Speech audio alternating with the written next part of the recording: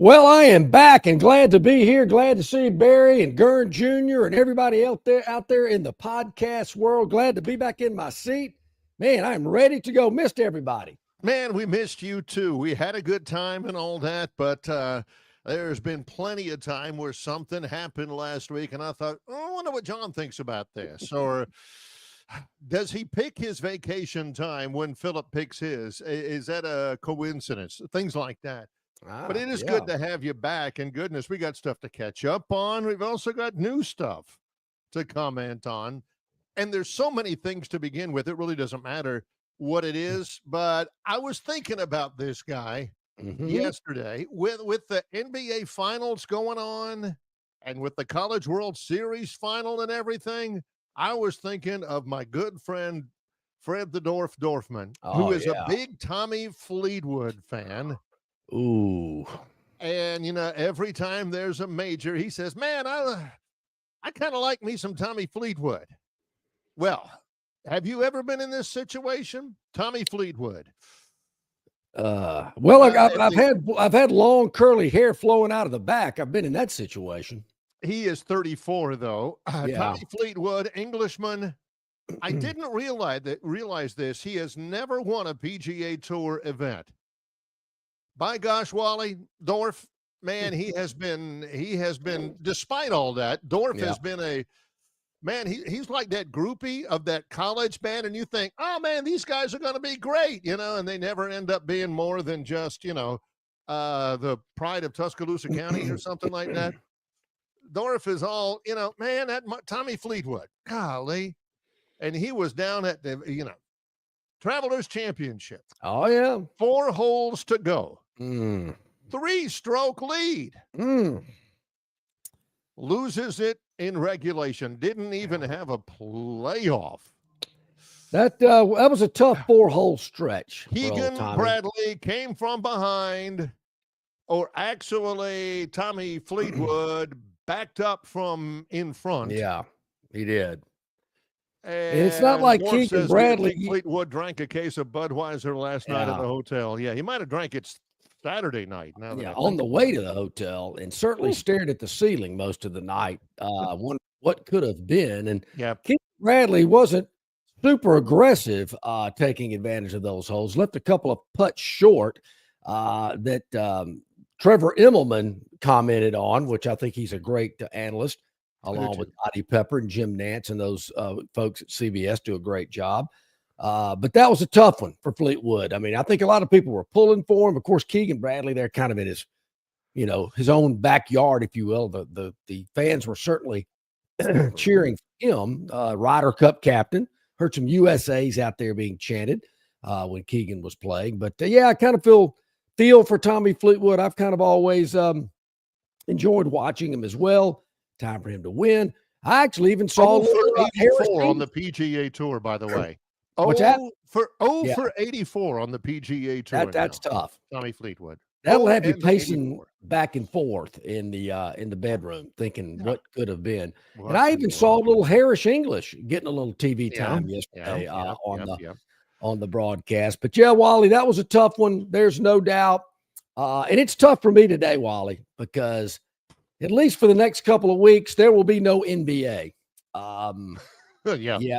It's great game last night. Tough injury early. Oh, yeah. Woo, that was man. Talking about what could have been. Game 7, you go out with an Achilles. Ouch. Well, there was a couple of national championship games yesterday. Both of them had some interesting wrinkles happen early in the event. And Halliburton, look, great player. By the way, the Thunder, I think they win by 12. Yeah. 103-91. Yeah. 103-91. Game 7, NBA Finals, all the atmosphere, all the excitement. And Halliburton goes down in the first quarter with a torn Achilles. Anybody out there? Chat line, anybody ever tear an Achilles? I never have. I've known people, obviously, at Troy that have torn Achilles. And isn't that what Carl told Ty Webb to do to Judge Schmales? That may have been the Achilles. It may have been the hamstring. I don't remember. We may have to go to video review on that, but it is a decimating thing. And Oh, presuppose, but when he went down in the first quarter, they yeah, faced trouble. the best player, and they kept showing it again and again and again. And it was the Achilles, and you could see the Achilles go. And you knew that was it for the Pacers. They led at halftime. God bless them, but it was just inevitable. Oklahoma City is the champion of the basketball world. Hard And to it was, believe. I'm not saying they wouldn't have won it if Halliburton hadn't gotten injured, but when he did, there was no chance. College None. World Series yesterday. Coastal Carolina, LSU. Coastal Carolina looking for their second championship. LSU looking for their 8th. That's amazing. I knew LSU'd won a few. Yeah. I didn't know they were going for number 8. Yep. They've won 8 now. They win yesterday 5-3. Dude behind home plate throws out the Coastal Carolina head coach in the first inning. Whoa. Throws out the first base coach in the first inning. That's like, let me think if I can get something that John could relate to. That's like national championship game. Yeah. And you throw out, as if it were to happen, Nate Oates, and you were to throw out whoever his assistant coach of the year is. I mean, Nate's had his share of technical fouls. I mean, I guess I could kind of see that. But, I mean, it was a quick hook for a national championship game. It was an absolute embarrassment that they did that. Sure, he was chirping a little bit. But, I mean, it was a quick warning and then a quick hook, and Coastal Carolina had to play for the championship without their head coach just because the home plate umpire was a little bit a little bit sensitive. I would like to know maybe what the exchange consisted of, because I'm like you. I mean, this is for all the marbles. These teams have played a long, long time to get to this point. I mean, unless the guy said something about the ump's mother or one of his children, I don't know. I don't know what the line is. But, I mean, man, it's the national championship game. And obviously this guy's maybe in the moment, a little geeked up, a little fired up. Oh, yeah. Playing for it all. I mean, here's, Coastal from the Sun Belt going up against a big boy in the SEC. I mean, I get it. But I'm with you. I mean, I'd like to know what was said. I'm sure there was a post-game interview, and the coach might have said something. But he did. I didn't understand. I did hear this, though, and I think it was 37-2. If Coastal scores the first run of the game, they win. Yeah. Woo. They've only lost twice this year where they didn't score first.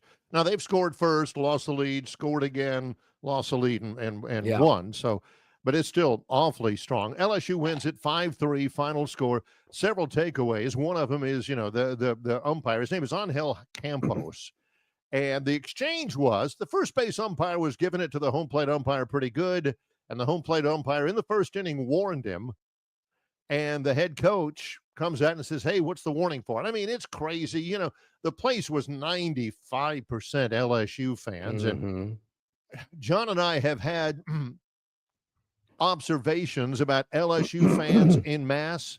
Oh. So you can imagine what it was like. And so the Coastal Carolina head coach comes out and says, hey, what's the warning about? And he says, balls and strikes. He couldn't hear him. And so he comes out. He says, no, you can't come out. You can't come out. He says, what's the warning? He says, you missed 3 of them already. And he tossed him. Ooh. And then, of course, he read, he says, it's a national championship game. I just want. And then, the umpires came over to try to shield the head coach from the umpire. First base umpire trips and falls and goes, you know what, over tea kettle up the first base line. He tripped over the other umpire. And they immediately made his suspension 2 more games because of contact with the umpire. And it was great. The Coastal Carolina head coach, his name is Kevin Schnall. He said, look, I never touched him. He said he tripped over his own umpire. I cannot be held responsible for another man's lack of athleticism. Awesome line. Awesome line. But it was awful. I mean, you know how I'm so passionate about college baseball. It's the best baseball product out there. I like the major leagues, used to love the major leagues. I like MLB. College baseball is where it's at. And if you're trying to grow the sport, trying to get fans in, and they say, okay, I'll take a look. This is for the title here. And they see that first inning. You know what casual baseball fan who might be thinking about following college baseball thinks? Rinky dink. Penny Annie. There's college game. Look at that bunch of bozos out there. I ain't never watching college again. So it's a chance. It's a platform to grow the sport, and the umpires screw it all up. And it's, it's so great. But that was an absolute flub for college athletics. Well, I did miss that. I'll have to admit. Excuse me. I think I maybe channel surfed yesterday a little bit and saw a couple of pitches and heard that stat that I thought was pretty interesting. And I thought, okay. But I moved on to the Travelers and some other stuff as well. But yeah, I hate it in a national championship game, a game of that magnitude. And come on, let's talk this out. What's going on here? I know it's loud. I don't know what you said. Talk it out. I'm surprised. I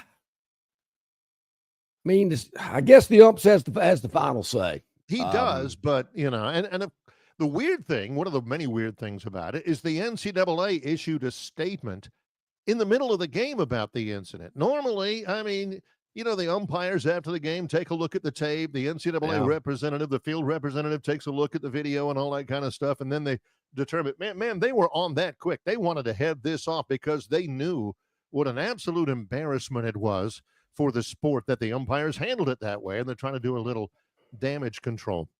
Yeah, that's not a good look. Like, when maybe, and I've been guilty of it too, maybe, I don't know, you're driving up 82 and, you got cherry pie on the air with Warren. Winger? And with Winger. Oh, my bad. My bad. And you're rocking out, all of a sudden blue lights behind you. Oh, yeah, that ain't good. And they pull over, good. You pull you over there near what's the name of that? Maplesville. They pull you over near Maplesville. Oh, yeah. Mm-hmm. And always be courteous. Always hand him your ID and your proof of insurance when they ask for it. Officer, I got to tell you, I was actually, I'm so sorry. Can we talk this out a little bit? Because I believe I have extenuating circumstances. Now, he's within his rights to say, nope, ticket, citation, here's your court date, here's the fine, pay it by this, sign here to acknowledge that you've received a copy of your summons. But you can always open it up for a little bit of discourse. I would think so. Why not in this case? Hey, I didn't. If I'm the umpire, I say, hey, let's calm down a little bit. I don't want to have to throw you out, but I will. Oh, yeah. Calm down a little bit. Get your first base coach under control, and we're fine. Instead, nope, boom. Out, and Barry, it also kind of depends on how the police officer, the state trooper, the sheriff, whomever it may be, opens up the conversation. That's key.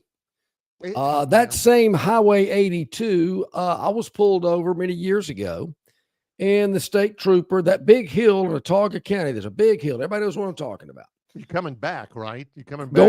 Going to Tuscaloosa. Okay, all right. And on my way, police officer pulls me over. Yeah. Says, son, you're going a little fast today. I said, yes, sir, officer. I'm sorry. I know I was. I am running late. I'm heading to Gene Stallings' charity golf event for the Rise Foundation. And he said, oh, I know where you're going. So I went, oh, beautiful. Bingo. Guy's a listener. He recognizes me. The guy's a listener. He listened to the show back in our radio days and knew that I talked about that morning. Maybe I had to ease out a little early to make it up there. And so I'm thinking, I'm done. Cause, for a great charitable contribution, John's, fulfilling his social clean whistle. Yeah. He takes my license and runs it. I guess he's just got to make sure I don't have any warrants or felonies out, or I don't know whatever. Comes back and says, sir, your driver's license has expired. And I'm thinking, oh my Lord, you got to be kidding me. Of course, quickly I thought, well, officer, I rarely have to pull my driver's license out. And this is one of the few times that I have. So I've really never noticed when my expiration date is. He didn't buy that. I said, well, don't they send postcards out as a reminder? Didn't buy that either. No. So I got to go get a updated driver's license and go back to the Watauga County Courthouse about a month later, miss work, and have to sit through everybody that missed their alimony payment, child support, what probation, whatever else they'd missed in Autauga County. I'm doing the show. I don't even know if I have a guest host or not. I'm getting texts like, you ought to take a look at this guy. Unbelievable. Texts like, let's go while we're young. I mean, they like finally get to me after I'd sat there 3 hours. I'm not in front of the judge 30 seconds. He looks at my license. I'm thinking, and I look at that police officer. I'm looking at him and I'm going, really? Geez. So moral of the story, check the expiration date on your driver's license. Yeah. And don't open up the interaction with the law enforcement officer with what John, don't open up with, really? Come on, don't open up the conversation with the officer. What?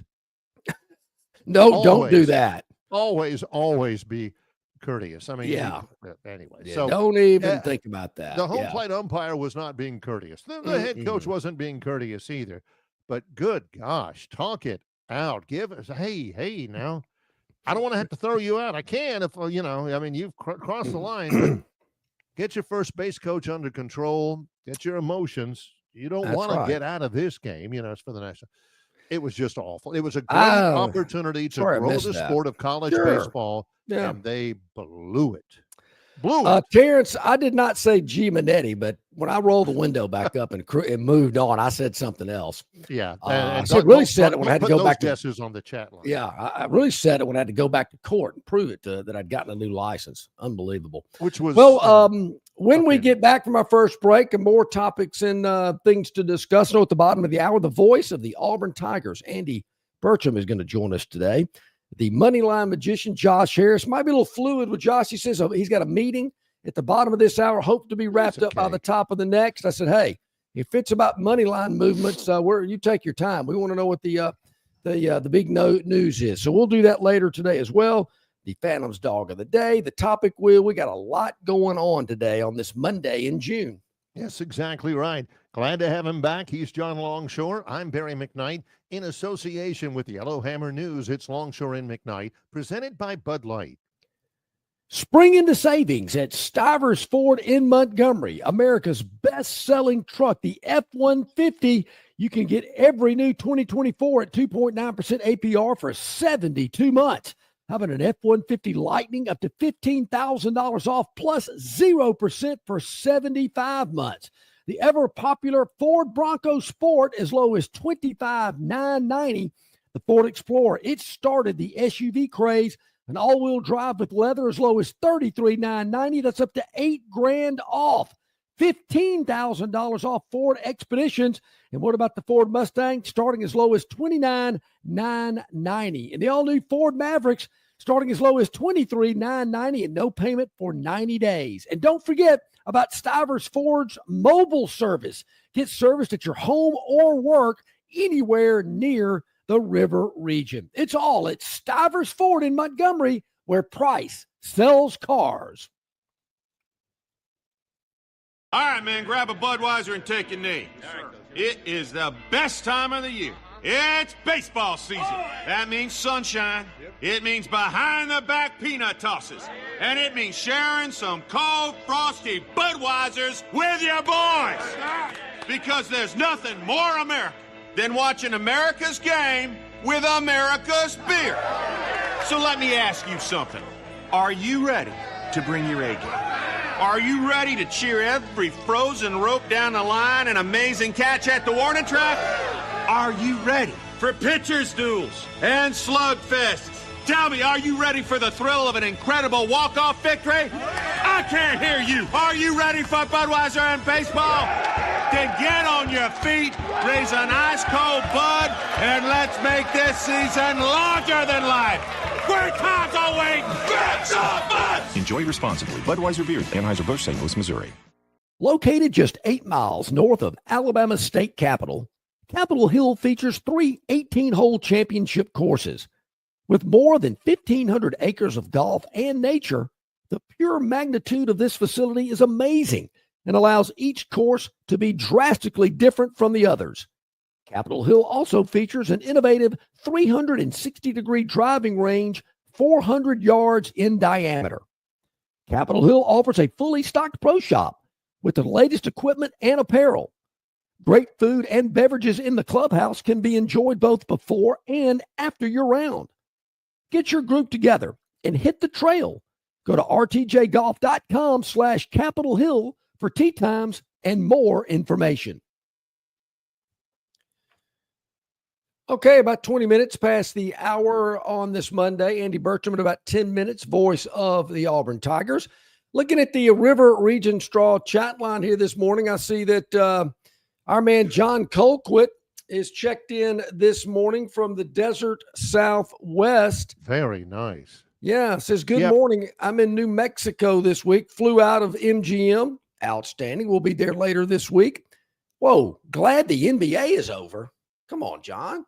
Really? I'm telling you, the Phantom, the Phantom was using the NBA as kind of his personal ATM machine in his dog of the day. Yeah. He was on a hot streak. Yeah, I need that I need that NBA to come back as quickly as possible, and maybe Major League Baseball to cut their season down a little bit. That wouldn't be maybe a bad the idea. point he's making there is, when you think about it, talk about a long season. When you think about it, the NBA champion was unveiled on June the 22nd. Yeah, I hear you. June the 22nd, the latter part of the month of June for basketball, which is a winter sport. It's not basketball season at that point. No, it is. It's a little long. I'm with you there. There's no doubt. But John, thanks for checking in with us from New Mexico. Barry, I was actually checking in with you from MGM a little bit. Yeah, that's right, John. Week. If you're coming back on Thursday, look for us. Yeah. We will be out there on Thursday broadcasting the show. So John's in New Mexico. Last week I was in Old Mexico, which is, well, they don't call it Old Mexico. No, they don't. Some of the old timers call it Old Mexico. And I got to tell you, Barry, I was really, really impressed with the Mexican people that I was in contact with. Very proud of their country. Excellent. Very pleasant, very helpful, very polite. I was in Mexico City and then went off to a little area on the Pacific coast of Mexico. And I was really floored, blown away at how nice. It's nice. I think they get a bad rap, with the border crossings and all that kind of stuff. Yeah. But I was impressed. I will tell you, Barry, they watch a lot of soccer down there.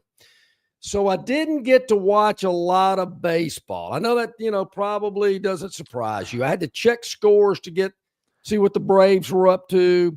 In the sense that in Mexico, he had an excuse to not watch the baseball that he wouldn't be watching in the United States. Well, I thought to myself, I watch just as much baseball in Mexico as I do in the United States, which isn't a lot, but a lot of soccer. Excuse. Well, a lot of soccer down there that they were televising. They're big into that, obviously, but was able to stay in touch with some of the more other important elements of sport, like recruiting and things like that. My VIP text line was certainly working internationally. I can tell you that. And I really appreciate all of the people keeping me updated on things here, there, and everywhere. But I really was. I was impressed with their sincerity and their hospitality. And they really are. I was amazed and had some great food. And I think what I took away from it more than anything is just how hospitable and welcoming and appreciative. It was great. I'll name some names on the Troy men's basketball team, Sun Belt Conference champion Troy men's basketball team. Sure. We have a sophomore who's a really good player. He's 6'7". His name is Victor Valdez, and he's from Monterrey, Mexico. Fluent English, not even an accent. He's our guy whenever we need somebody to speak Spanish or translate something for us. Mm-hmm. Good a kid as there is now. Great young man. I met his parents and all that kind of stuff. I do think there's a misnomer, a misperception and everything. Beautiful country. Terrific people. Yeah. Terrific people. You know, and I'm glad you get a chance. I've never been anywhere. I've never been outside the United States in my life. I'm glad you get a chance to travel and get kind of a broader worldview, because except for a few flare-ups here and there, it's full of great people, full of great things. You know, just, you know, if you haven't been around and been exposed to a lot of people from different cultures, I'm telling you, you would do it, and you would enjoy the experience. Yeah, and I've mentioned this before, Barry, but that's kind of my wife and I. That's kind of our thing. I mean, that's kind of our hobby. We kind of pick a place in the fall and say, "What are you about? Let's think about going this place in the summer." And with our schedules, that's really the only time that both of us can do it. And so we've always kind of picked a place, and this was a place that neither of us had been, which is also exciting and kind of fun. And I'd been to Mexico City years ago when I was a teenager with my parents, and I'd forgotten how the elevation of Mexico City. I mean, the no humidity, about 65 degrees, because it's like 7,000 feet above sea level. You wouldn't think that being that far south, right? But it is, and so it's cool, and you know, the weather's nice. Now, when we got on the Pacific Coast, it was like home. I mean, it was hot and humid. Yeah, but it was okay because I'm used to it here. No big deal. Yeah, I love that. I'd love to get the chance to travel. I don't think I ever will, but for me, all those years living in Auburn, going overseas meant going to Columbus. You know, that was about the extent of it for me. Yeah. The Chattahoochee was my overseas. Well, let's take a break right here. When we come back, we'll get a little early visit from Andy Burcham, the voice of the Auburn Tigers on the Auburn Sports Network. He's next in association with Yellowhammer News. It's Longshore and McKnight, presented by Bud Light. Phoenix Physical Therapy is ready to help patients recover, recharge, and rise. They develop a customized therapy plan for each patient to get them back to enjoying their favorite activities. Their experienced team is committed to providing exceptional care in a professional environment. Whether you're looking to prevent or treat an injury, recover from a recent illness, or recuperate from surgery, schedule an appointment with our clinic and take advantage of our physical therapy, athletic training, workers' comp, and employer solutions service. Experience elevated physical therapy today. Call Phoenix Physical Therapy at 239-9316. That's 239-9316. On the basketball court, the soccer pitch, or even the golf course, your crew brings their best not just for the win, but for that post-game celebration. When victory tastes like Michelob Ultra, it's worth every drop of sweat. And if you don't win, you'll still get the beer. It's just on you. Superior is worth playing for. Michelob Ultra, 2.6 carbs, 95 calories. Superior light beer. Enjoy responsibly. Copyright 2025. Anheuser-Busch Michelob Ultra Light Beer, St. Louis, Missouri. All guests of Longshore McKnight appear on the City of Montgomery guest hotline. Check out the most interesting and informed personalities in sports covering Auburn, Alabama, Troy, ASU, and all the major teams from across the country. John and Barry have the best guests brought to you by the City of Montgomery. To find out everything you need to know that is going on in the capital city, check out montgomeryal.gov. That's montgomeryal.gov, the capital of dreams. Alrighty, back at it, almost to the bottom of the hour. We welcome in our friend Andy Burcham. You recognize the voice, you recognize the face, the voice of the Auburn Tigers. Andy, thanks for joining us today. Hope you're having a good summer. Good. I'm doing very well. While you were in Mexico, I was in Huntsville this weekend, which are very similar in many regards, John. So I enjoyed traveling as well. I enjoyed the conversation. You have wrapped up an athletic year. Football 5-7, men's basketball 32-6, baseball 41 wins, 20 losses. Overall, just the full view of this past athletic year, what's the takeaways? It was a highly successful year in a lot of ways. Disappointing in football. I mean, there's no way to say it otherwise. That we thought that was going to be a better team, and it sets up a very important season coming up. And I think we'll see an improvement in Auburn this year. Basketball lived up to the hype that we thought going in, with a number one ranking at one point and a Final Four trip, the second ever for Auburn, down to San Antonio, and came within probably 10 minutes of playing for a national championship. And baseball was really a special season, getting to host a regional for the third time in 4 years, the first time that's happened. In spite of not winning it, hosting its first ever super regional at Auburn, and then it comes to a close. And I don't know if it's like for you, Barry, but there's a little bit of depression for me when a baseball season comes to a close. As much work as it is, and as many games as we're doing, and the routine of it all, when it's finally over, it takes me a little while to kind of recover and get into the rhythm of summer. And then before you know it, we're talking SEC football media days and ambushes, and then getting ready to get ready for that Baylor game at the end of August. But I thought all in all, and across the landscape at Auburn for Auburn athletics, it was a really good year in many regards, and in some regards the best we've ever seen across the landscape of Auburn. But now we get to kick it off again in late August with a very, very important Auburn football season coming up. Andy, I thought it was interesting, and you there again, you see every game, just the change in this baseball team from last season to this season, to me was remarkable. And I think it started, John, with starting pitching for Auburn. And a year ago, Auburn's best starting pitcher pitched, I think, 4 innings. That was Joseph Gonzalez. And Auburn just never did recover from that. But then Auburn gets a Samuel Dutton who transfers in from LSU, and he turns out to be the Friday night guy for the Tigers and a second-team All-SEC selection. And then a fabulous freshman season, a fabulous freshman class where everybody made it in. And Barry, I mean, you were here. Well, as a matter of fact, Barry, you were here the last time that Auburn swept LSU. That was the last time Auburn swept LSU. Barry was doing the play-by-play at that point. That's how long it's been since that happened. How about that? But this freshman class, as highly touted as it was, Auburn didn't lose anybody to the draft, which is remarkable in this day and age. And those freshman players were just sensational for Auburn.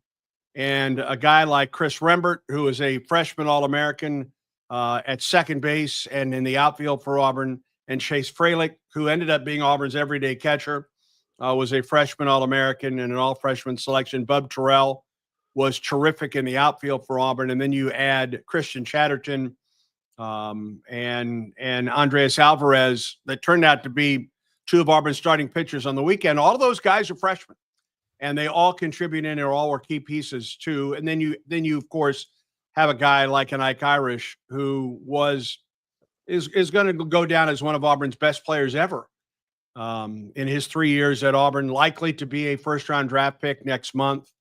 A guy that was the first back-to-back first-team All-SEC selection since Gabe Gross at Auburn. That's how long that has been for Auburn, and is on everybody's All-American list as well. So it was a very fun baseball season, and it ended too quick, I know, for Auburn fans.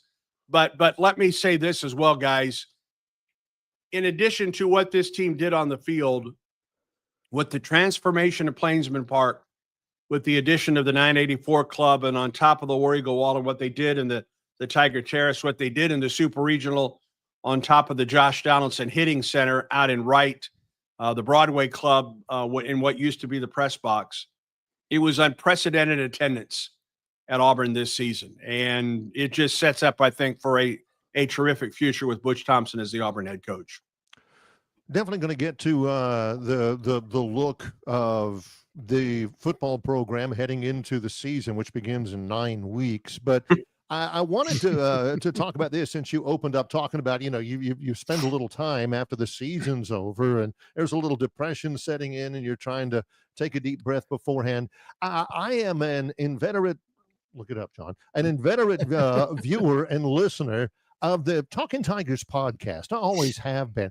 That thing is continuing on in the summer, which I did not, and which is great news for me. That seems like something that has really right down your alley, Andy. It started when I came to work here at the network, and I was just in my first couple years doing it, and this was before Rod and Paula passed away. I was basically looking for something that I could contribute to the network, and that's when we started the Talking Tigers podcast. And it's just something that I've always enjoyed doing, and that's interviewing people. I mean, my grandmother, my mother's mother, gave me a tape recorder when I was about 12 years old. One of those old Radio Shacks that had the microphone that attached, and you could turn it. And I had that through my first couple of years of college. And so I would, this is I'm old enough. It's back in the days of Johnny Carson. So I would emulate Johnny Carson with this tape recorder, and I'd interview my buds, my brother, and my friends, and my grandparents. So that's where that started for me. And it's just something that I enjoy doing. And there are stories that I've known going in. One of those, in 2 weeks, we've got a 2-parter coming up with Tim Hudson, the former Auburn Tiger great, who will be inducted into the Oakland A's Hall of Fame, along with Mark Mulder and Barry Zito, coming up. And we spent about an hour together, and that's going to be a 2-parter. So, and I know most of that story with Tim, because I was around when he was a player at Auburn. But getting to know a guy like Jim Dozier at Auburn. And Jim, I knew Jim because I would see him out at the golf course every once in a while. And I knew that at one point he was he still is, he's a retired pilot. What I didn't know about Jim Dozier is he was a fabulous track athlete at Auburn. And when they used to run track inside Jordan-Hare Stadium, and they would run track and they would run literally underneath the south end zone and come out the other side, and he led Auburn to an SEC championship back in the early 60s. Wow. I had no idea about that story. So part of that, what that Talking Tigers podcast is, it is. And when I tell folks, listen, I'd love you to be on, I want you to tell your Auburn story. And that's what it is. And so you get to learn about a lot of folks. And this week it'll be Ian Borders, who's Auburn's newest assistant basketball coach. Actually, the one that's running this week, it was with Courtney Trimble, who is Courtney Swaim when she played golf at Auburn, went on, became a head coach at UCF and at Louisville, and will now take over as the CEO of the Women's Golf Coaches Association. So some of them are very well known. Some of them you may not know much about, but that's all about 2 weeks ago it was Tucker Smith, who was at Auburn and now is on the Bassmaster Tour and won a Bassmaster Elite Series down in Texas. Yeah, that was awesome.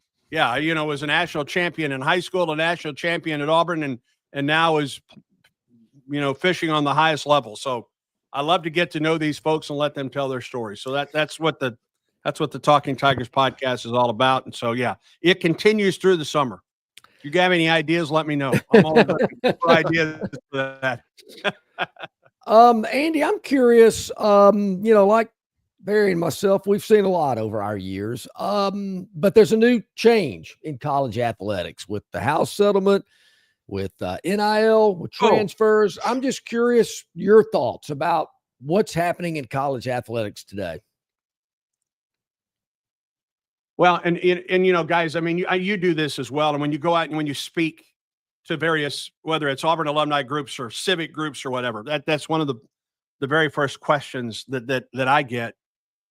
And I understand how it turns off a lot of folks because it's so revolutionary and it's so different from anything we've ever seen. But it's here to stay, and it continues to evolve. And there are, I think, some very good parts about it. There are some sides of it that you just kind of shake your head. But one of the constants about it is the change. I mean, it's always changing. And in talking with the various coaches, whether it's Hugh Freeze or Butch Thompson, or now Larry Vickers on the women's basketball side, Bruce Pearl, I think they want to know, and I think it's the same way for the athletic directors as well. They just want to know what the rules are at this point. What are the standards going to be in this? Is there going to be a cap on how much these players, these student athletes, can be paid by the university? Are there going to be regulations about the contracts that they sign? Are there going to be regulations about the transferring at this point? And you'd have never convinced me of this if we were talking 8 years ago on this very show. 8 years ago, you'd never convinced me that we would be to this point, but it is here. Yeah. I don't think we could have convinced Barry either 8 years ago, because we used to discuss this regularly. It would just seem so far-fetched. Yeah. It's ever evolving, and it is up to each school at how they address it. You see schools that are hiring folks to deal with this. Auburn has done that. Jared Benko, who used to be the athletic director at Georgia Southern, is at Auburn, and that's one of his primary roles at Auburn, is to deal with this NIL side. We've hired folks here at the Auburn Sports Network that are dealing directly with NIL now. I would have never thought that would happen, but that is the reality of all of it right now. In every football program, to use as an example, in FBS, kind of approaches all that in different ways. There are some schools that kind of gain renown. Their transfer portal heavy more than anything else. Seems as though Hugh Freeze and the leadership within the football program, obviously high school football recruiting is still extraordinarily important to them. And I guess the approach in the transfer portal is just to address needs. So, there's different ways to approach the circumstances. And I think what Coach Freeze is doing is pretty much is the most foolproof way of building a team. How do you think? Well, when he was hired, it's been a little over 3 years ago now, he said initially that he was going to do it from the high school level up. Now, listen, that first class, guys, he had no choice but to go to the transfer portal because he had to fill out a roster. Ask Larry Vickers, Auburn's women's basketball coach, how important the transfer portal is, because like a week after he had been named the head coach at Auburn, he had 0 players on his roster. 0. Now, a couple of kids that were on the roster that put themselves in the portal decided to stay at Auburn, but without the transfer portal, he would have trouble filling out a roster. Okay. So we know how important it is. Hugh Freeze, I think, on the other hand, and that first class was very transfer portal heavy. And I think the transfer portal is here to stay. And if you don't embrace it, you're in some trouble. Here, for example, guys, 5 years ago, you'd have never heard the word general manager used in any form in college athletics. And Auburn has a football general manager. It has more than just that in the football side. Auburn basketball just hired a general manager. Just about everybody now has a general manager in their sports. And it's just another example of how you handle roster management on this point. Auburn will, I think Auburn under Hugh Freeze will always try and build this program from the high school level on, but I think the transfer portal is very, very important. I mean, Auburn's starting quarterback this year. Heck, Auburn's starting quarterback for the last 3 years, as a matter of fact, have all been transfer portal guys. So the transfer portal is here to stay.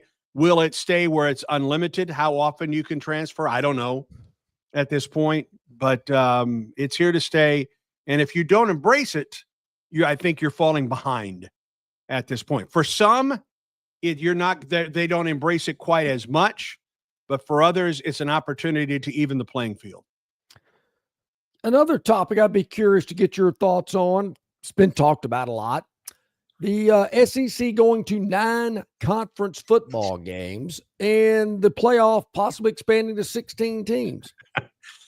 Well, I would have thought a couple years ago that the SEC would already have gone to a 9-team schedule.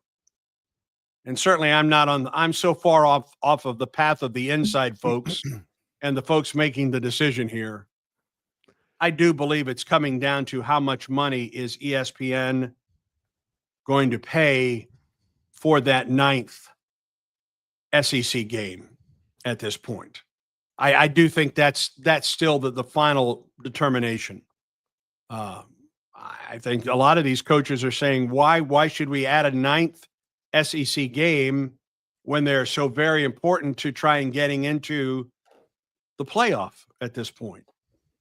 I know that, there's a great deal of debate about the fact that the Southeastern Conference and the Big Ten are kind of running the show when it comes to the 16 teams and what 16 teams.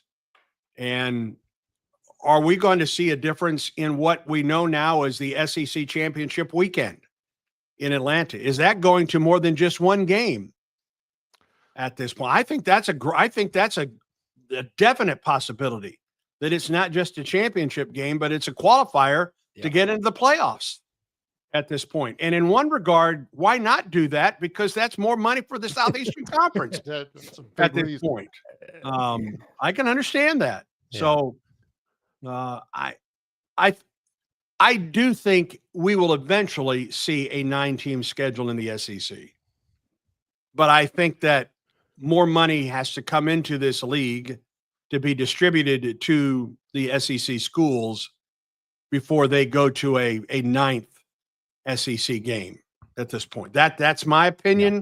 But again, they don't ask me. They don't even know my phone number, I don't think, at this point.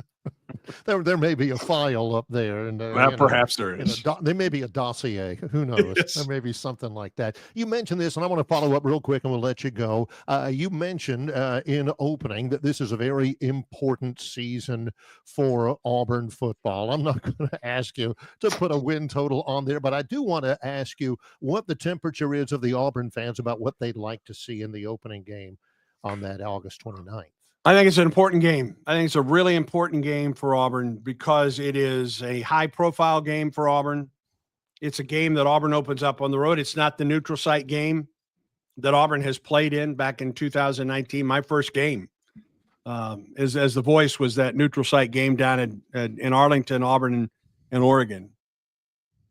And the fact that Auburn is trying to get back into a bowl game, Auburn is trying to become another contender in the Southeastern Conference and hasn't done that in a while. I think that's why this game against Baylor, in spite of the fact that it's not an SEC game, but when you're playing the likes of Georgia and Alabama every year, and you've seen what Ole Miss has done in this league, and you've got Texas and Oklahoma in there, and you go to Oklahoma this year, I just think this is a very important game. It's an important game for Auburn to get off to a good start before it comes home for a couple of those games that Auburn should win. I just think this is a very, very important game on a Friday night down in Waco, Texas, with a brand new quarterback, regardless if it's Jackson Arnold or Deuce as a true freshman to quarterback for Auburn. You're going to have a brand new quarterback. I think Auburn believes it has as good an offensive line as it's had in quite some time, a really good, perhaps the best wide receiver room that it's had in a very long time, a tailback room that doesn't necessarily have, the Jarquez Hunter or the Tank Bigsby, at least at this point for Auburn. And so that's your offense. Your defense, I think, is really good at the secondary because so many of those guys played as freshmen a year ago, and just about everybody is back there. I think you have some holes to fill at linebacker and in the interior defensive line, but I really like what Auburn has on the edges defensively for Auburn. So that's kind of my thumbnail of Auburn football. I just believe that for a lot of reasons, this game against Baylor, whether it is or it should be or not, I think is a very, very important game because of all the things that I've talked about for Auburn going in on that Friday night down at Baylor. Yeah, and I agree, Andy, because you come back with a win. The next two certainly are winnable before you hit the road back-to-back at Oklahoma and A&M. So I'm with you. Get 3 wins under your belt before you go to Norman, I think would be a big shot in the arm. Absolutely. No question. Andy, as always, we appreciate the time and the insight so much. One quick follow-up, Talking Tigers podcast, people that are interested, how do they access it? We have it in 2 different forms. We have it in the audio form, and you can listen to it anywhere that you listen to podcasts. Just type in the Talking Tigers podcast with Andy Burcham. That goes out Monday mornings at 6 o'clock. And then a little bit later in the day at War Eagle Plus, it's the video version of the Talking Tigers podcast. So you can watch and listen through that in 2 different forms. And this week it's with Courtney Trimble. Next week it's with Ian Borders, Auburn assistant basketball coach. And in 2 weeks, the first of 2 back-to-back weeks with one of my all-time favorite athletes that I ever covered at Auburn in Tim Hudson, who was such a fabulous player in Auburn and then went on to a terrific Major League Baseball career. Now he's back in Auburn. He and his family and he and his wife, Kim, do such a good job with the Hudson Family Foundation here. Outstanding stuff. Andy, as always, we appreciate it very much. Look forward to seeing you soon. Glad to have you back in the country, John. We got to get you back in the country, Barry. Yeah, I'll take that in the best possible context, Andy. Thank you. Thank you, Andy. Great stuff. The voice of the Auburn Tigers, Andy Burcham, joining us here today. Great as always. Great time spent with Andy. Now, again, a little bit fluid with the Moneyline Magician, scheduled for top of the hour, maybe a little bit later. Who knows? That's the way we've always got to operate with him because he's always moving and shaking out there. Yeah, he just sent me a text saying top of the hour is not looking great, but I told him we've got a whole nother hour. We could probably squeeze him in if there we go. If it warrants that, we could certainly do it. No problem at all. So Major League Baseball taking up all of the sports landscape with the NBA wrapping up last night. Of course, the college season is over with LSU beating Coastal Carolina. I think Steve Spurrier once tabbed it talking season. It is officially begun until we get to media days. Yeah, which is a month, maybe a little bit less than a month. A little less than a month. I wished that this would have lasted. We're going to answer this question in just a moment because last week it was a huge deal on this radio program in John's absence. Huge deal. We get a follow-up from our buddy Mal. He does ask a question. He says, John, the Braves are hot again. I missed it. How did they do against the Marlins? Coming up in association with Yellowhammer News, it's Longshore and McKnight, presented by Bud Light. Marguerite's Exquisite Jewelry, Pepper Tree Center next to Chappie's Deli in Montgomery, Alabama. Marianne is with us from Marguerite's. Marianne, here we are in the middle of summer. I know a lot of people like to spend summertime kind of cleaning things out and getting things out of their house. Marguerite's is a perfect place for those people who want to sell their jewelry or at least, maybe their silver or their platinum or something like that. You guys can take care of that at Marguerite's. Am I right? Most definitely. You can get a little extra vacation cash or just a little fun money to go along because the cost of gold is up now, like record highs. So take advantage of that. Come into Marguerite's, and if you're not sure if it is gold, platinum, or silver or not, just come in. We are happy to look at it. There's no charge. There's no obligation. Just bring in your precious metals, and we can tell you, we test it and let you know. We weigh it. We give you an amount. So, I mean, again, like broken chains or random, like cluster ring that you're not the biggest fan of, just bring it in. We'll take it and give you a value. And we give you times and a half if you decide to use it as in-store credit. So if you find something pretty while we're weighing or testing your jewelry, then guess what? You've got way more going towards it than you had before. I can imagine that some people kind of put that type of thing off or are a little bit intimidated because they don't really know what to do. They don't have a friend in the jewelry business. And I've always said at Marguerite, you always have a friend in the jewelry business. The process is painless and you're ensured that you're going to get the top dollar for the value of your piece, right? Most definitely. We update our market and metal values daily. We will weigh it 100% honest. There's no appointment needed. That's a question that I get asked a lot too. So you don't have to call ahead. You don't have to make an appointment. We're open 7 days a week in Pepper Tree. You just have to come through the door, and there'll always be somebody with a smile to help you sort your jewelry and get the amount that you're due. Yeah, it's going to be so much fun later on that when you've gone through that process and you smile at yourself when you're at the beach or you're on vacation somewhere with that extra cash and say, boy, I'm glad I left that up to the professionals at Marguerite's Exquisite Jewelry. What's their first step, Marianne? Just walk through? Exactly. Just walk through the door. Bring your stuff. Again, if you're not sure if it's costume, no worries. We'll take it from there. Marguerite's Exquisite Jewelry. You've got a friend in the jewelry business. Pepper Tree Center next to Chappie's Deli. on Vaughn Road in Montgomery, Alabama. Marianne, always a pleasure. Thanks for the time. Thanks. Okay, back at it here. A couple of minutes to the top of the hour on this Monday. You mentioned Mal, and Mal, I need an update as well. I mentioned earlier in the show I was kind of off the grid. There were certain things that I was privy information-wise of getting while I was away. I'll explain that in just a moment. But Braves baseball results was not one of them. So what happened while I was away, Barry? All right. So the Braves, I mean, last week it was such a huge deal. We were ballyhooing the fact that the Braves swept a series against the Eastern Division leading New York Mets. And here we go. Watch out. The Braves are back. I didn't necessarily, fall in to all that, but it was compelling. I mean, they take on the Mets. 3-game sweep, 5-4, 5-0, 7-1. That 7-1 win on Thursday.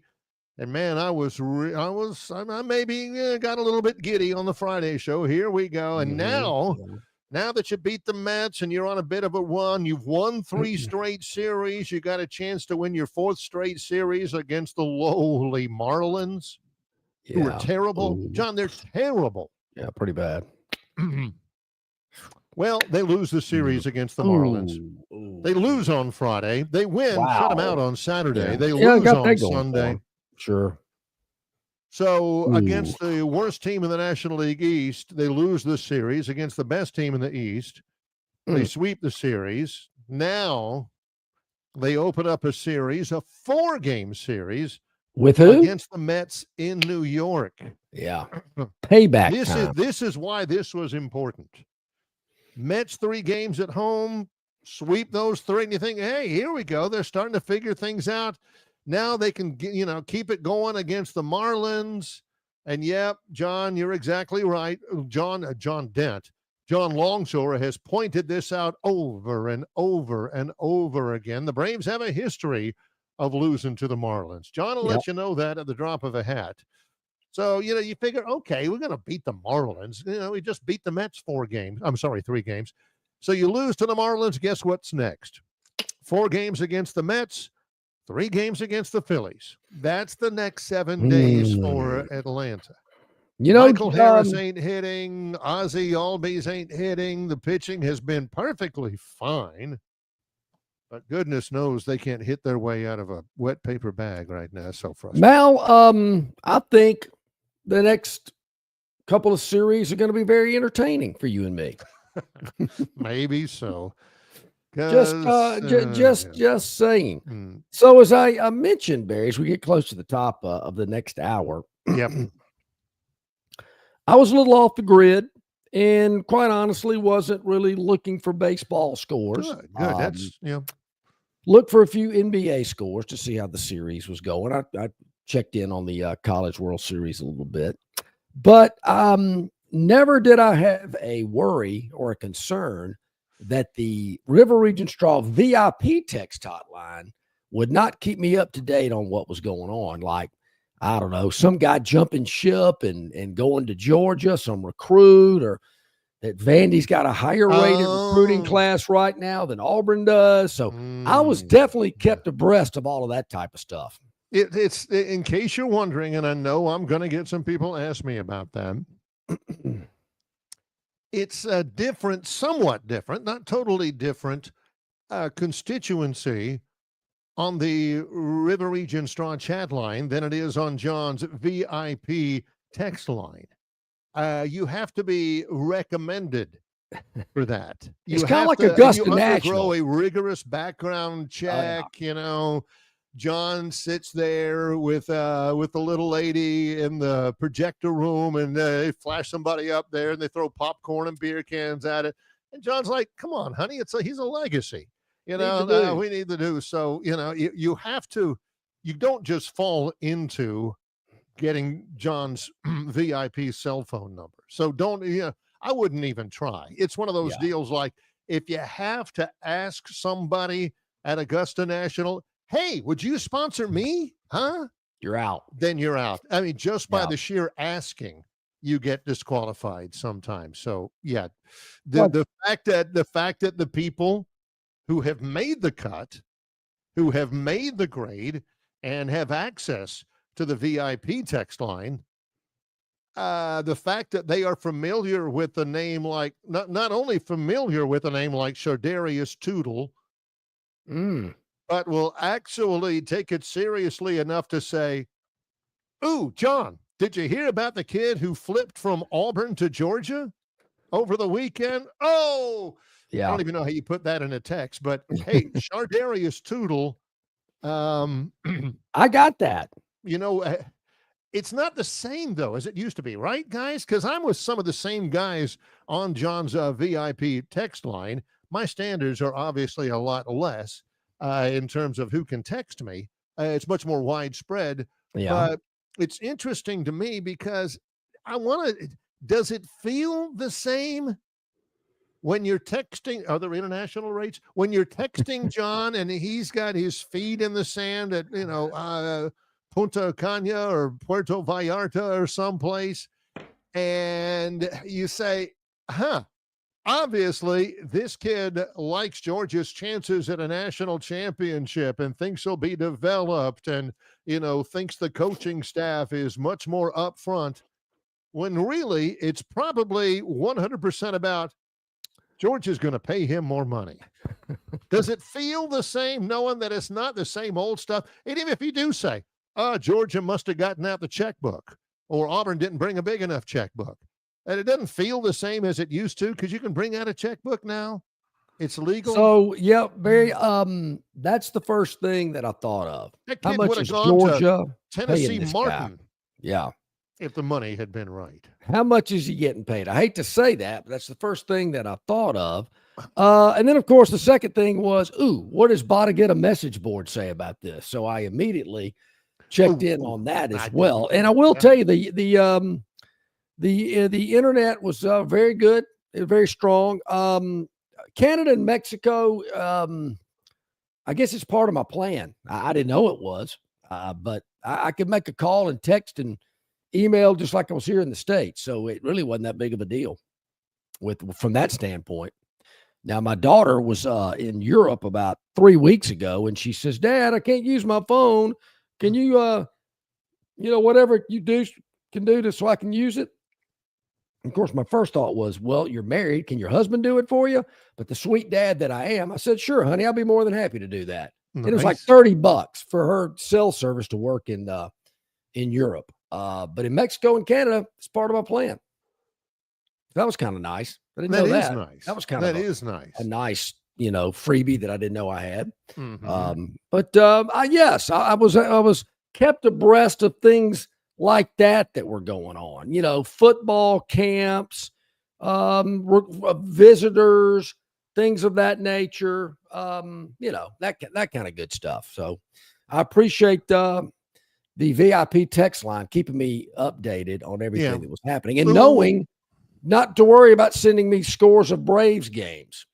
Maybe I shouldn't say this since it's my profession, but I've always been true with everybody. Going to tell them the truth. Right. Yeah, I watched about as much baseball in Mexico as I do the United States.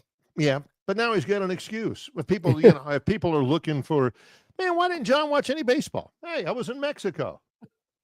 Yeah, well, how come you didn't watch any baseball in the United States? Huh? Yeah. So it's heartening to know that John, sitting on the sunny sands and the beaches, got one of those little glasses with an umbrella coming out of it and a orange slice on the rim and everything. The little ladies out there soaking up the sun, enjoying the fresh air and everything. John's like, when is PM gonna get out on vacation? I did. How am I I think he had one column while I was down there, and it was a kind of a regurgitated piece that I've read before. He just kind of changed some things around to kind of update it, but it was good. I enjoyed that. Was kind of nice for PM to drop a column while I was away. So that kind of was really nice. Yeah, you know me, Barry. I was working on the sunscreen. I do not want to get sunburn. I do not like sunburn. Yeah. My wife doesn't really, she puts sunscreen on, but whew, man, you get her near the sun and she browns up quickly. I'm just jealous of the way she's able to tan so quickly and evenly. But another thing, I want to point this out. You would think being in Mexico, it's all about Mexican beer. And of course, there were a lot of them there, no doubt. But our good friends at AB made sure that they had some product south of the border as well. So it was great to be able to enjoy the Bud Lights, the Ultras down there, and not having to drink all that Mexican beer, which I'm not a big fan of. I don't really like the taste of it. It all kind of works together in the experience because John's sitting there thinking, okay, all right. He's sitting there on the Chase Lounge out by the pool in Mexico, and he's like, all right, Philip, what do you got? Softball, forget that. Softball, forget that. Oh, this is good. And all of a sudden, out of the fog in the back of his mind, he hears, honey, what? Oh, yeah, another Michelob Ultra. Thanks. Okay, back at it again. This is. Yeah, I was definitely in my concentration was geared toward Philip's column last week. Even though I've read it before, it was good. Kind of felt like I was back home there for a little bit. Well, so and it was for a lot of people on our show, the two things I think that they missed with you not being, it missed a lot of things about you not being on the show all last week. The two things they probably missed the most was there was no Phantom Daily Dog. Yeah, we took a little last break. Week. Bringing that back today. There was none of that. And number two, and Gurn Jr. can confirm, I did not mention the words Philip Marshall all week long. Not once. Not once. And I didn't think about it until Friday in the final hour. I'm thinking, wait a minute. I guess I have not. So, yeah, it was a little bit different, but it is good to have John back. We're going to talk a little recruiting tomorrow with Brian Matthews, auburnsports.com. Although he said, now the dead period will begin in a week and will go for a month.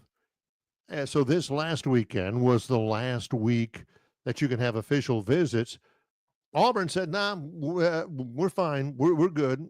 We may have one or two. The Crimson Tide had a huge weekend this past weekend. Because last week, I remember we talked with Brian Matthews, and he told you and me, he said, the final weekend's not going to be much for Auburn.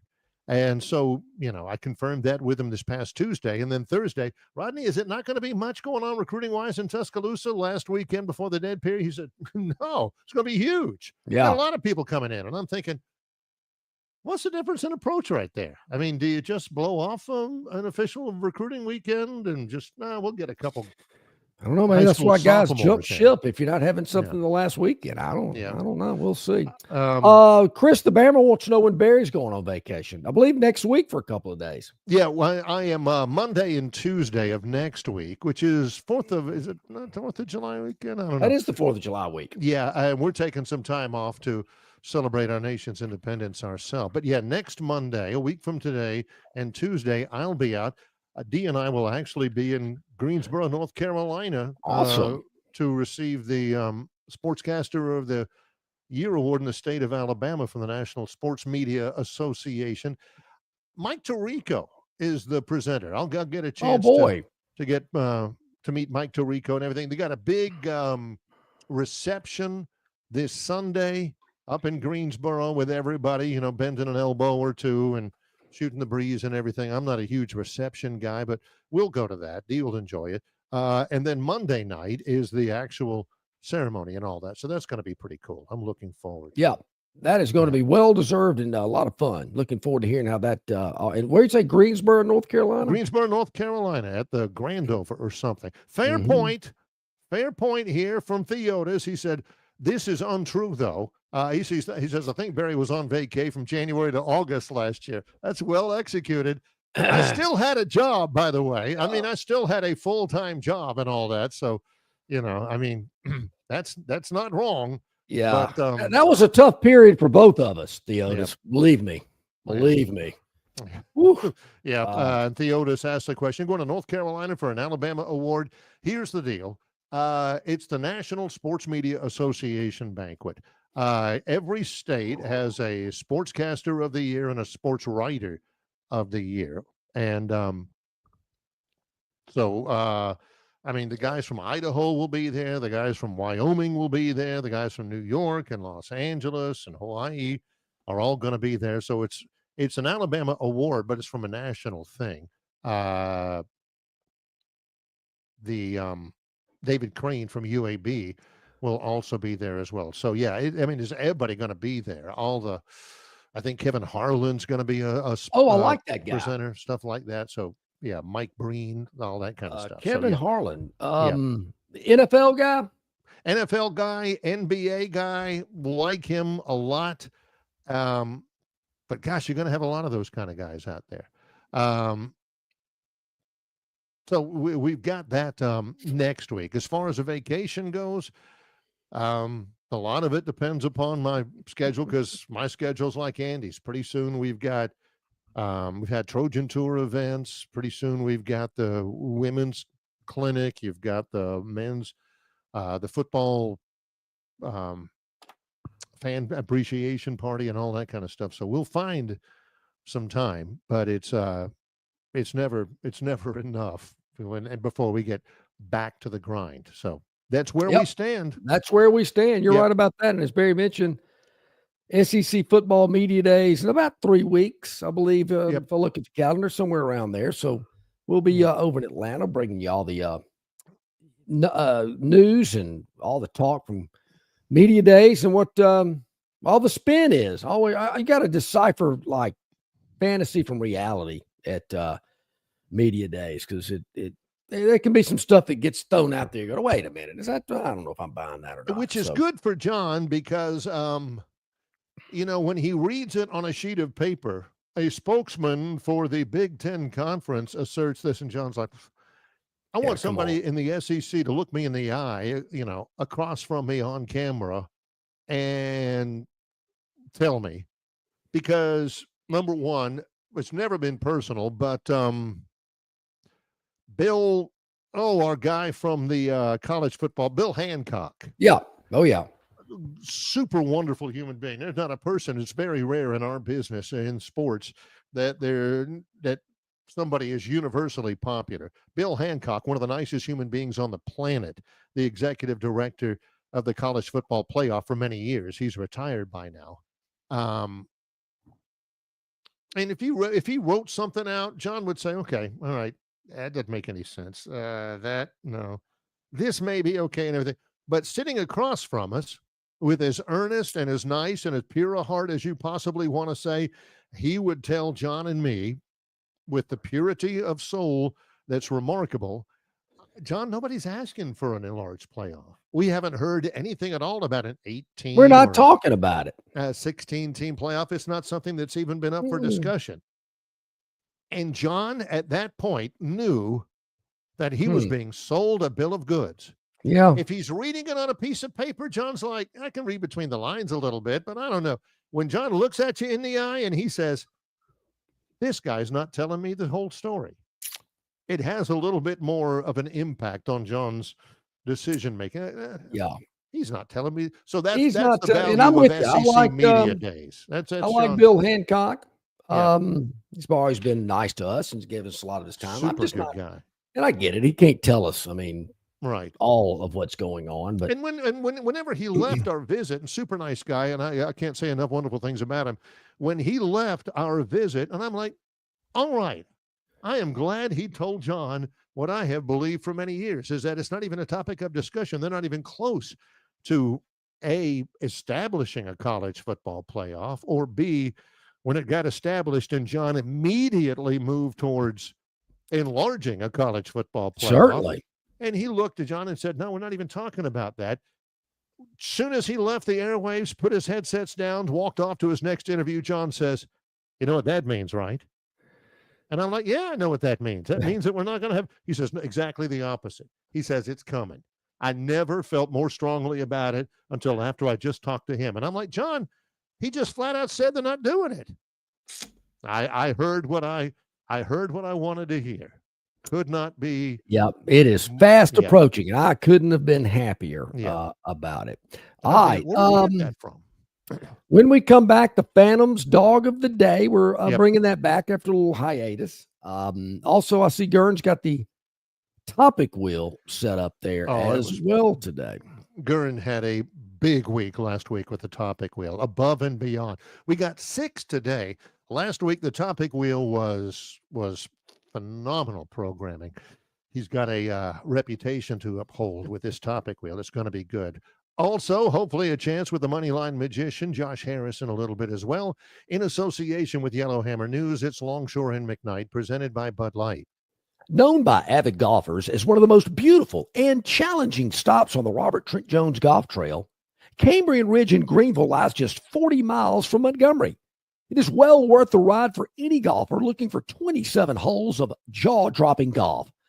The greens have been redesigned to accommodate the higher green speeds associated with their installation of the latest generation of ultra-dwarf Bermuda grass. Cambrian Ridge offers a fully stocked pro shop with all the latest equipment and apparel.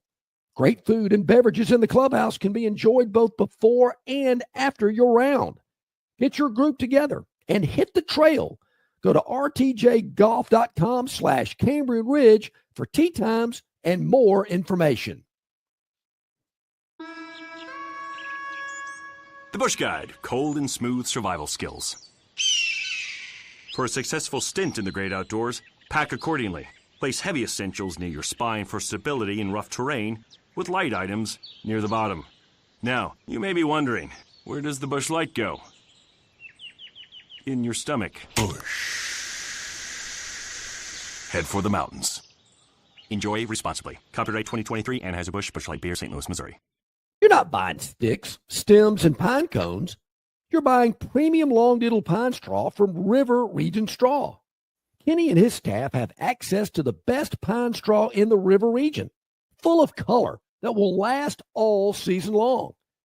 Kenny has locations in Montgomery, Prattville, and Auburn, and no order is too big or too small, from a few bales to an 18-wheeler trailer load. Pickup is available, or your order can be delivered. They can even spread your pine straw if you like. So call or text Kenny today, 669-5959. That's 669-5959 for all of your pine straw needs. Okay, back at it about 17 minutes past the hour on this Monday. Longshore McKnight. So glad you're with us here today. And yeah, Bear, we did take a little break from the Phantom's Daily Dog. Maybe not a good idea since the Phantom had been on such a hot streak. But we're back. And we're going to keep it going throughout the summer. You mentioned a team. There's a couple of teams I was looking at today. Yeah. But you mentioned, well, let's just go ahead and say it, the Atlanta Braves, who swept the New York Mets last week while I was away. Maybe it takes me to being out of the country before the Braves can get something going. Get back in the country, drop 2 or 3. Yeah. To the Marlins. Again, yeah. Not just 2 of 3, but to the worst team in the National League East. Embarrassing. Embarrassing.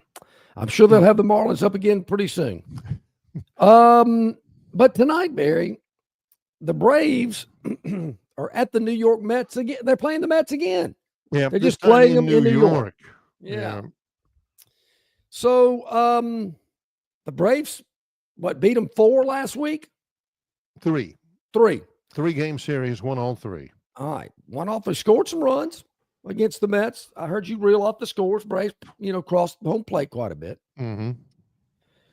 But tonight, Barry, the New York Mets are a favorite at plus 120 hosting this Braves team that swept them a week ago.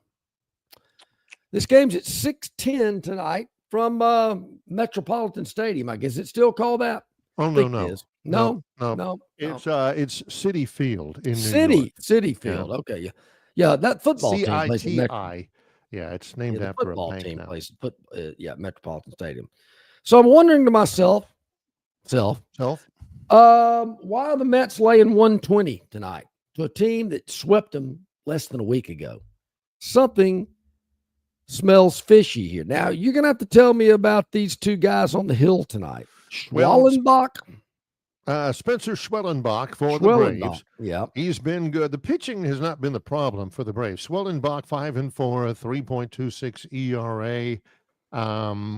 He gets the start for Atlanta. He's been a known commodity. Chris Sale's been good lately. The pitching hadn't been the problem. Paul Blackburn gets the go. He's kind of a journeyman guy. He's had some experience. He's appeared in 90 games. He's 7 games under 500 overall, but he's 0-1 this year. Ooh.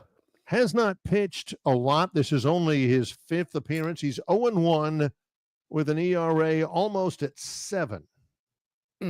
So why is he pitching at this one against a Braves team that they really need to beat? Well, maybe there's some injuries involved with the Mets. But if you're looking purely at pitching, it would seem like advantage Schwellenbach and Atlanta tonight. If I'm not mistaken, the last time I went against the Braves, I believe Schwellenbach was on the mound for Atlanta. I believe so. Going up against a guy that was making his major league debut. Yeah, that was with the Brewers, and that guy was Jacob Misiorowski. Yeah. And I made the point then when John was previewing the pitching matchup. He's making his major league debut. Yeah. Against Schwellenbach, who's a known commodity and everything. Misiorowski has had the best start of any right-hander in the National League to a career in like 20-something years. I mean, nobody's touching this kid, Misiorowski. He's struck out like 2 batters an inning for his only 3 starts. He's been the talk of the National League so far. So Barry gave himself the old kiss of death on that one. Yeah. So, yeah. I'm going to go down that road correct again. I'm going down that road again. I'm taking a virtual unknown in Blackburn to win the game tonight. Well, he didn't have to win it. Just the Mets need to win it. But he's who I'm betting on, basically. At plus 120, I'm taking him. The Mets against the Braves at Citi Field, 6:10 tonight. That is your Phantom Dog of the Day. And we're back on it. And hopefully he's back on the same role he was on before. So we hope. Yeah. That's certainly our intent. Is to get back on a winning. And there were a couple of games I had my eye on. I'm not going to tell you which ones those are. It's kind of like a poker player. When he folds, you don't get to see his hand. We're not going to expose some of the other teams that we were looking at either. But we're going to go with the Mets tonight. Yep. Now, I know this guy for one reason. The Ryder Cup is still a little ways away. Yes. John's a big Ryder Cup guy. Love the Ryder Cup. I think the Ryder Cup begins a little bit less than 2 months away. I think it's August the 17th. Something like that. Anyway, it begins after them. And, you have your rankings of who qualifies and everything. I didn't realize it works this way because, again, like we mentioned before, Keegan Bradley wins the Travelers over the weekend, the Travelers Championship. He didn't win it as much as Tommy Fleetwood lost it down the stretch. But I didn't realize Keegan Bradley, to me, he's like 24 or something like that. But he is the Ryder Cup captain. Yes. I didn't realize that. Could he serve as captain and play? He would be the first playing captain on a Ryder Cup team since Arnold Bleeding Palmer in 1962. That would be interesting. Bradley said he'll play if you feel like it'll help the team. I didn't realize all that. Now, my favorite Keegan Bradley story is he was telling at that time he was playing in a golf match, a pro-am with Michael Jordan. I think it may have been at Tahoe. He was giving Michael a little bit of a hard time about, you're on my turf now, Michael, and Michael says, what kind of shoes do your kids wear? And they say, well, they wear Air Jordans. He said, I ain't seen anybody yet wearing Air Keegans. which I thought was outstanding. That's pretty good. That is pretty good. I like that. Yeah, that'll be fun. I like the Ryder Cup. It is fast approaching. Competitive golf. I do like that. That's a lot of fun. Yeah, good stuff. I do know that the Victoryland 777 Topic Wheel is loaded. I know, and possibly Josh Harris, the Moneyline Magician, is going to join us here today as well. Hopefully, if he can get out of a meeting. Let's see what else I was looking at here on the chat line here that caught my attention. Several things caught my attention. Oh, yeah. A lot of Plainsman Preston, a little bit of the Moon. Chris the Bammer, yeah. Chris the Bammer, pretty good bit of Bill from Baltimore. He says this, I'm sure it may come up, but I read an article about the future of the playoff having to reset because of the weighting formula making SEC stay at 8 instead of going to 9 games. I don't think that has anything to do with the playoff. What they've gone back, and I think we said this last week, we may have said it when John was present a week ago. They've gone back to the drawing board with the college football playoff. All of the negotiations and all the give and take haven't resulted in anything yet. So that work group with the college football playoff committee, they're having to go back to the start. They had the meeting. This is kind of a bad look for college athletics, John. Last week, they had a meeting with all 32 conference commissioners, all 32 Division One. How many? 32? I didn't know that meeting. Yeah, John and I were talking, you got the Mid-Eastern Athletic and the Horizon League. I mean, who's letting them in the room to take up oxygen? I mean, come on. They had those meetings, a week-long set of meetings at the Biltmore Hotel in Asheville. Yeah. The Biltmore. Yeah, they're not going at one time, the Biltmore was the biggest private home in the world. Couldn't they have it at the Wind or the Doubletree? Barry, I wondered that. I remember something like the Hilton or something. I remember asking Mike Slive years ago, and Catherine, his assistant, looked at me like, I cannot believe you just asked him that question, which was, can we get out of having this event here and go to some nice places like they do in the Big 12 and the ACC? And she looked at me like, did you just really ask him that? And I said, well, yeah, I just asked him that. And he gave us some stock answer about how wonderful Birmingham had been to the league and blah, blah, blah. And how he likes to just roll out of the rack and, brush his teeth and go. But they didn't find this was a whole big bunch of nothing. The SEC wants more power. The Big Ten wants more power. They discussed, breaking away because there's a lot of those guys that get kind of lost in the shuffle. Greg Sankey ain't sitting there listening to a word the commissioner of the MAC has to say at this event. Not They're interested. headed out. Yeah. Well, coming up, we'll talk with Josh Harris, hopefully. Magician. Hopefully he'll pop on. Yeah, and the Victoryland 777 Topic Wheel, that's coming up in association with Yellowhammer News. It's Longshore and McKnight, presented by Bud Light. Ford announces employee pricing on every new 24 and most new 25 Fords, and only at Stivers Ford in Montgomery, up to $5,000 below employee pricing, plus no payments for 90 days. From America, for America, at Stivers Ford in Montgomery, home of America's best-selling truck for nearly 50 years in a row, the F-150, with hundreds to choose from. The Ford Escape, the Ford Edge, and the Ford Bronco, all priced at thousands below invoice. And pack up the crew in a Ford Expedition or a Ford Explorer for the beach, the lake, or the big game. It's all at Stivers Ford in Montgomery, where price sells cars. It doesn't matter if you're running drills at the park, playing pickup on a Saturday, or sinking the final putt. When you compete with your friends with Michelob Ultra on the line, competition isn't that friendly. The trash talk, next level. And the stakes, those are crystal clear. With only 95 calories and superior smooth taste, it's the ultimate trophy. Superior is worth playing for.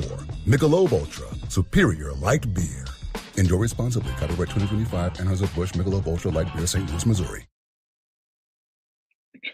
The Destin Connection Seafood Market offers the freshest seafood direct from the Gulf of Mexico with deliveries daily. Snapper, grouper, pompano, flounder, copia, along with medium, large, and jumbo shrimp, hand-picked crab meat, and chucked oysters. They can even cook your order for easy, quick pickup. The Destin Connection can make a po' boy with any of their seafood items that folks in New Orleans rave about. Go by and see them at 3750 Norman Bridge Road or call 288-4272 for pickup orders.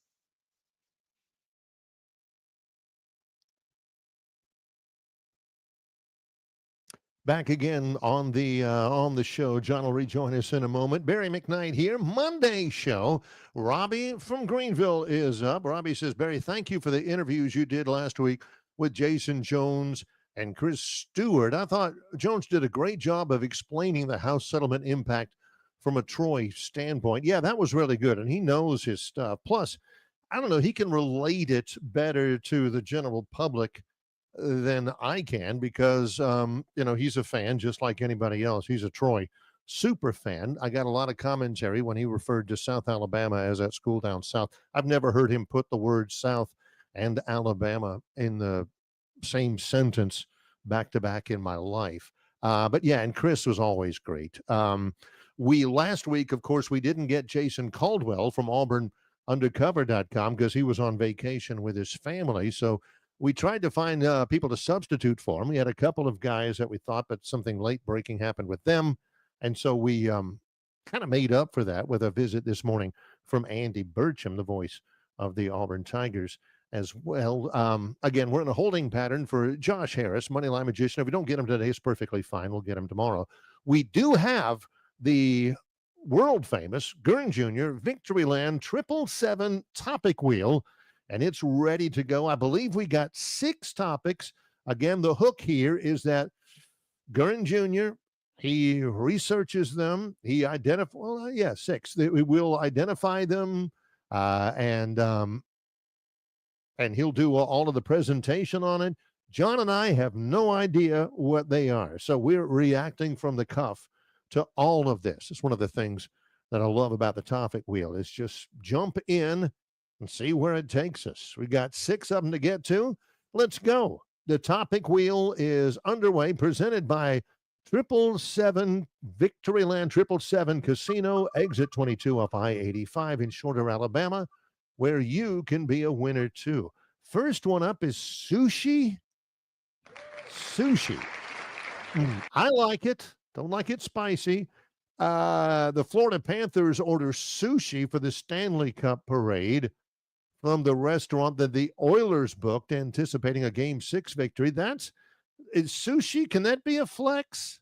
I don't know. They held their parade down in the streets of Fort Lauderdale. I think Terrence said he hated that he missed it. They ordered sushi for the parade from the restaurant that the Oilers booked up before the game. You got to do that, though. I mean, whatever the restaurant is, you can't just show up and say, hey, we got a party of 70. Can you seat us right now? And we want tons of sushi. No, you got to make arrangements beforehand, right? It's not that they were saying that they're going to win. Here's our party. They were just making the reservation. Hey, if we win this thing, we need you to get a rush order of sushi to us for tomorrow night. I mean, they're not having it the night of, I don't think. So the Florida Panthers won the Stanley Cup in 6 games. And, yeah, go ahead and go. Hey, who are you guys getting? You guys were getting Fred sushi? Yeah, okay, well, we'll do that. We love sushi. Now, for me, I love sushi just fine. But for a celebration meal, no. Give me some shrimp. Give me some of those. What I don't like, obviously, I don't like watermelon. Don't give me any of that. An ice sculpture, no. Don't give me those little crab claws. Those little tiny ones. Don't do those. Those are like fiddler crab claws. Those are too much trouble. I mean, you're trying to bite it, and it ain't but just like a 1/4 gram of crab claws anyway. I mean, I'm traditional. Give me, I don't know, chicken fingers. Give me some shrimp. Maybe some chicken salad. Sushi, I like it fine, but Number one, I don't trust it. Excuse me, how long has this sushi been out for? Since 5? I don't think so. So they had that. And I don't have a problem with that. It's just good business. You make your arrangements ahead of time, not anticipating victory, but if you do win, you don't want to scramble around saying, "Hey, Western Sizzlin', yeah, can you seat 70?" No, you got to do it that way. Back to the topic wheel. Here we go. 1 down, 5 to go. And we stop on champs out. The champ is out. Yeah. John Jones, he has retired from MMA, from UFC. I'm sorry. It's mixed martial arts. He is retired from UFC. He's 37 and he's been beaten down a pretty good bit. He is like the GOAT of MMA. I mean, he has, what does it say there? His record, 28-1, and he's been the heavyweight champion since 2023. He has been the champion for 27 months, and he retires on top. I like that. So the champ is out. They have named, Dana White names a new UFC champion, which I didn't think you could do. Didn't it stay vacant until somebody actually beat somebody? Yeah, but that's a big deal. I'm not a huge MMA guy. I would last maybe a quarter second in there, and that quarter second would be spent running. But I've watched it before. Here's the thing about it, about UFC. There's buddies of mine, and I've watched it on the big screen on pay-per-view with buddies before and everything. And I mean, there's a betting deal and all that. And my buddies love it. If you watch it like on YouTube, you know, they'll have things. If you go UFC knockouts, if you search that, you can see some of those, and you don't have to wait the whole time. You know, you can just see them, you know, every 20 seconds, another knockout. And I'm telling you, it is brutal. They knock people out. I mean, out. I mean, like out. Like they have to get the stretcher out there and drag him off. This ain't like a lot of boxing where, you know, a guy gets knocked down, he struggles to his feet, puts his hands up, and the referee does like this. No, these guys are out. I mean, like laying down. Anyway, if you ever look at them, I've seen them before on my timeline because I search a lot of sports on YouTube, and every once in a while they'll put an MMA knockout package on there. I mean, out cold. For John Jones to fight at the level he has and make it to age 37 is a dang triumph. I don't know how he does it. So let's keep going, moving on our topic wheel as we roll on here with 4 to get. We'll stop here. Full cut. Let's see. Shocker. Good trade. Full cut. Travis Hunter. I'm so psyched up about this. $30.57 million signing bonus up front. He signed his deal with the Jags. All rounded up, $31 million signing bonus. That's crazy. That's crazy. We know that's crazy, right? $31 million up front to sign with the Jaguars before he even plays it down. I mean, that's crazy. We know that's crazy, right? Let's acknowledge that. That's crazy. I'm a big fan of it because all I want to do is have him play. 2 things to remember here. Number one, it's the largest. He's the first non-quarterback to ever get his full signing bonus without having it, I don't know, deferred or, you know, a lot of times they'll defer their signing bonus to help the team sign free agents or whatever. But he's the first non-quarterback to ever get all of his money, all of his signing bonus up front, which leads you to believe 2 things. Number one, that Travis Hunter is really good and that the Jacksonville Jaguars really, really, really need him to help sell tickets. Here's the second takeaway from that. For Travis Hunter, $31 million just to sign. What would happen if the Jags didn't offer it? What would happen if the Jags offered $3 million? I'd do it for $3 million. What about $3 million? What is he going to do? Sign with the CFL? Sign with the UFL? What? Who holds his rights? The Stallions? Is he going to sit out a year and go back in the draft? Why do you give him $31 million? And again, I'm a fan of it. I'm a big Travis Hunter guy. I'm a big Jags fan. Why do you give him $31.57 million just to sign? What else was he going to do? I guess you're running the risk of having him sit out for a year. But wherever he goes the next year, if he's having sat out a year, he ain't getting a $31.57 million signing bonus. I don't know. The ultimate breakaway for this, for somebody like me, is that I don't care. That's why we don't get too involved with that. You know, they got $3.7 million left in cap money. You know, why don't they offer him a deferred payment so you can sign a defensive lineman who you can get for that kind of stuff? You know, nobody cares. Nobody cares. There's not a bunch of guys sitting around drinking Bud Lights and saying, you know, I really like where the Chargers are with their salary cap. You know, they've got more cap money than anybody else in the AFC West. Nobody cares. They just want to know, is this guy playing? Is he any good? And can I draft him for my fantasy team? So I don't get too involved in all that. You know, I couldn't tell you what coaches make. Well, he's guy's the 7th highest paid coach in the Mid-American Conference. Nobody cares. I know Kirby Smart probably gets paid more than anybody in the SEC. Dabo Swinney gets paid more than anybody probably in the ACC. That's about it. Nobody cares. You just want to see ball. You just want to see sports, right? So $31.57 million seems like a lot of money to me.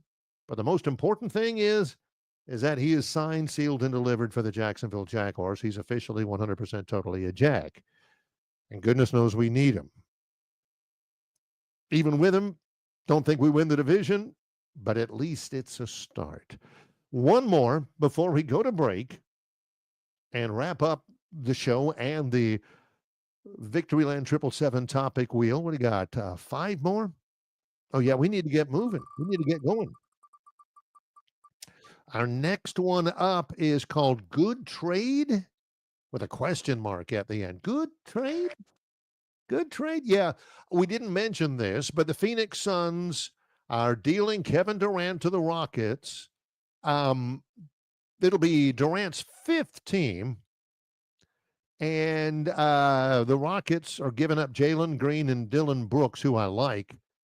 They're giving up the number 10 pick in this coming draft and 5 second-round picks. The Rockets immediately move, in terms of the odds makers, to the second best odds to win the NBA title next year. I think it's great for former Auburn basketball stud Jabari Smith, not getting to work with Kevin Durant. Durant's deal is that his situation is that he's got a huge contract, and he's getting old. He's been in the league 15 years. He's a spectacular player. He is, I think, the second player in history to get traded 3 times after years in which he averaged at least 27 points a game. I think I'm right on that. So he's got some baggage. You know, he's not a terrific team guy in terms of the way he plays. He's got to have the ball. He's not very good without the ball. So you got to put the ball in his hands and get out of his way for him to be effective. But he's gotten traded a lot. Let's see. He started out for many years very effective with the Thunder. He's played with the Warriors. He's played with the Nets. Last year with the Suns. Now with the Rockets. That's off the top of my head. I may be missing somebody out there. Is it a good trade? Here's what the Rockets are doing. They're getting him because they want to win it now. They're giving up all those draft choices and mortgaging their future because they want to win now. This is their year. They've got a couple of really good young players. And now they got Durant. They're pushing all their chips to the center of the table. on this deal. Let's take a break. Well, no. Let's think on the fly here. Let's go one more. Let's go one more on the wheel. I'm doing math with our clock because we've got Shocker on there twice. So we may end up having 4. We'll see. But this is Overcome. Overcome on the topic wheel. Oh, I didn't see this. I know the U.S. beat Haiti. Again, Haiti is about the size of Baldwin County. They're not known as a soccer power. The U.S. men in the Gold Cup qualifiers, they sweep through the Gold Cup qualifiers. They didn't lose. They beat Trinidad and Tobago. They beat Saudi Arabia. And then they beat Haiti. It ain't exactly murderer's row. I didn't see that. Okay. Let's see. Dude for America he took a pass deep in the back and tried to play the ball to his teammate back in the back. You know, if you ever watch soccer, and I get to call soccer, when you got a defender back and he's just trying to clear the ball to his buddy, you're still yards and yards and yards away from the attacking goal, and you just clear it to your buddy so, he can waste a little time and get it upfield. Well, he didn't see the guy coming from Haiti, so he cleared it to his guy, and the guy from Haiti got it in stride, and he made the goal, and Haiti got their point. Didn't matter. It's Haiti. They're not any good. And the U.S. ended up beating them. Now we'll take a break. We'll come back and wrap up the topic wheel, brought to you by Victoryland 777 Casino, exit 22 off I-85 in Shorter, Alabama. In association with Yellowhammer News, it's Longshore and McKnight, presented by Bud Light. Dixie Electric Plumbing and Air rallies for you. No matter the problem, Dixie will tackle it. Their licensed and trusted electricians, plumbers, air and garage door technicians are ready to win for you. From toilets to garbage disposals, circuit breakers to HVAC systems, Dixie never fumbles. Don't throw away your hard-earned money on second-string contracting companies. Score big with Dixie. After all, they are your biggest fan. Visit calldixie.com or dial them up locally at 262-2946. In sports, if you think joy only happens after you win, think again. Look at the world's most successful athletes like Serena Williams, Brooks Koepka, and Alex Morgan. They don't spend all their days grinding away. They take time to enjoy themselves, like getting together with friends over a Michelob Ultra, because they know that happiness is the key to winning, and that joy is the whole game, not just the end game. Michelob Ultra. 95 calories, 2.6 grams of carbs. It's only worth it if you enjoy it. Enjoy responsibly. AB Michelob Ultra Light Beer, St. Louis, Missouri. Phoenix Physical Therapy is ready to help patients recover, recharge, and rise. They develop a customized therapy plan for each patient to get them back to enjoying their favorite activities. Their experienced team is committed to providing exceptional care in a professional environment. Whether you're looking to prevent or treat an injury, recover from a recent illness, or recuperate from surgery, schedule an appointment with our clinic and take advantage of our physical therapy, athletic training, workers' comp, and employer solutions service. Experience elevated physical therapy today. Call Phoenix Physical Therapy at 239-9316. That's 239-9316. Don't miss your chance to win big at Victoryland Casino. Play the latest, hottest, most exciting games around with fun bonuses and big jackpots. Don't miss out on your free play. Stop by Player Rewards today and check out this month's exciting free play promotions. Come see why our players keep coming back.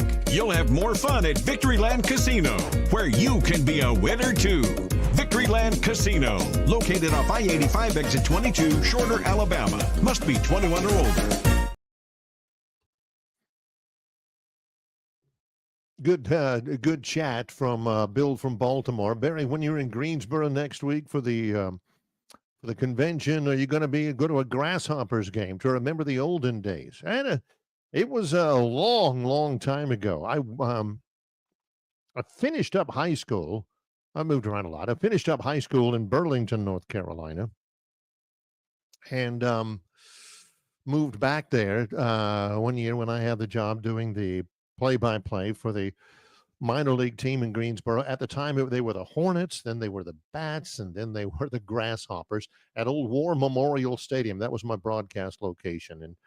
And boy, I had a great time actually doing the game. Some of the other stuff was not so great, but yeah, can't go back there. I'm not interested in going back there, but I've been to Greensboro several times. It's a great town, one of my favorite places I've ever lived, and I've lived at a lot. Follow up to Robbie's chat about the interviews we did with Jason Jones and Chris Stewart last week.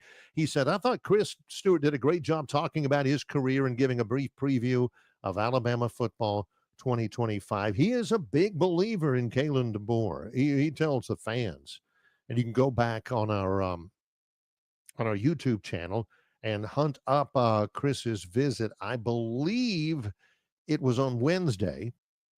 Jason Jones's visit was on Friday, and you can look those up again. They are, I mean, you can scroll through and find out where they are and watch them again anytime you want to. Yeah, Chris's career, I've always followed it. He told the story. He and I met in 1990 when he was just out of college, working at a tiny little radio station in Calera. And of course, I was working in Auburn and doing a lot of play-by-play and everything. And, we traded career notes and, stories and aspirations and dreams and all that kind of stuff. And I've tracked his career ever since. We've worked together a lot, particularly on television back in the olden days when he and I both worked for the same cable sports network at the time. Worked a lot of stuff together and always have enjoyed his career. Glad you enjoyed that. Robbie also, no, what was I going to reference here?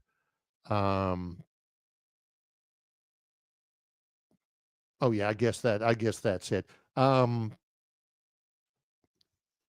Robbie has another chat about Oklahoma City winning the NBA title. All of that on our River Region Straw chat line. Call or text Kenny and the staff at 669-5959 for premium long needle pine straw and all of your seasoned firewood needs. Still got a couple to get to on the Victoryland 777 Topic Wheel.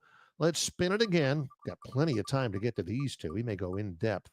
One of them is still shocker, but we're going to go with Dancing in Sand.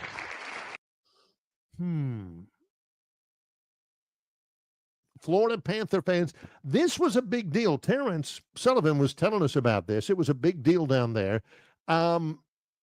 If you're going to have a Stanley Cup victory celebration, might as well be the Panthers. They're back-to-back. Alexander Barkov, Sam Reinhart, Sam Bennett. They were on the stage at Fort Lauderdale Beach. I've spent a lot of time in Fort Lauderdale, being from, just north of that area.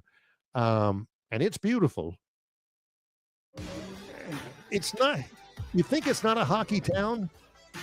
Bear in mind, there's a lot of Yankees that live in Fort Lauderdale. I mean, a lot of snowbirds and Canucks and all that. They drew pretty doggone well down there in Miami.